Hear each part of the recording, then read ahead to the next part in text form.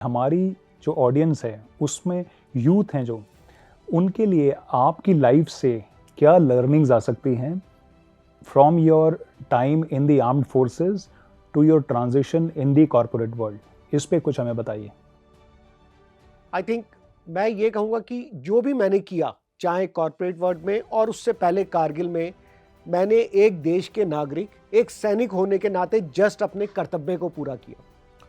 हाँ, ये जरूर था जब हम लोग उस डिफ़िकल्ट कंडीशन में थे कारगिल में, और वो लड़ाई इतनी डिफ़िकल्ट थी क्योंकि शायद बहुत लोगों को पता नहीं होगा, ये लड़ाई आज से 25 साल पहले हुई थी, तो बहुत लोग उस समय बॉर्न भी नहीं हुए होंगे।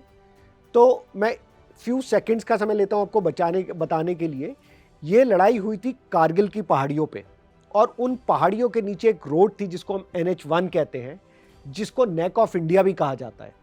इस रोड की इतनी इम्पॉर्टेंट है कि एंटायर लेह लद्दाख और सियाचिन ग्लेशियर की सारी सप्लाई लाइन एटलीस्ट उस समय रोड के रूट से जाती थी, और अगर उस रोड को बंद कर दिया जाए तो विंटर में हमारा ये लेह लद्दाख और सियाचिन ग्लेशियर आइसोलेट हो जाएगा।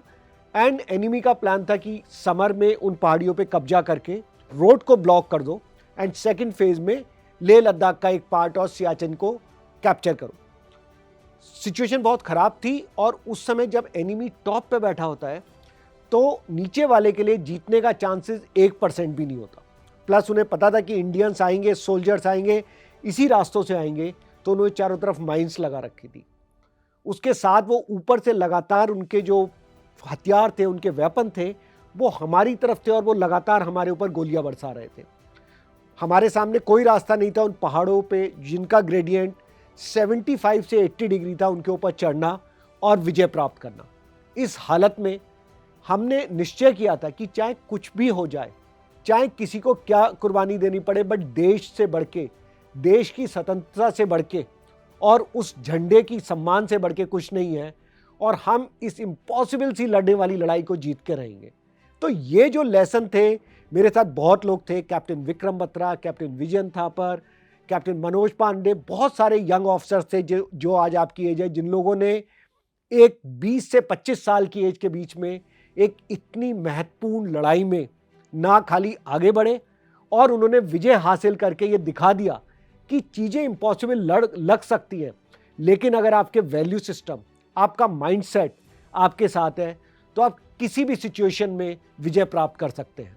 तो पहली इंपॉर्टेंट चीज़ जो मैं यूथ को, जैसे आपने पूछा, बोलना चाहूँगा कि नेवर गिव अप, और ना कभी भी परिस्थिति में हार ना मानने की शुरुआत आपके माइंड से होती है।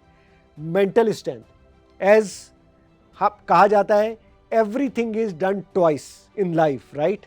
सो before you take the first step, आप पहला स्टेप रखेंगे भी नहीं, उससे पहले वो पूरी जगह, वो चाहे जंग हो, या आप किसी डिफिकल्ट सिचुएशन को फेस कर रहे हो, या आप एक बहुत बड़ा प्रोजेक्ट कर रहे हो, वो आपके माइंड में होता है।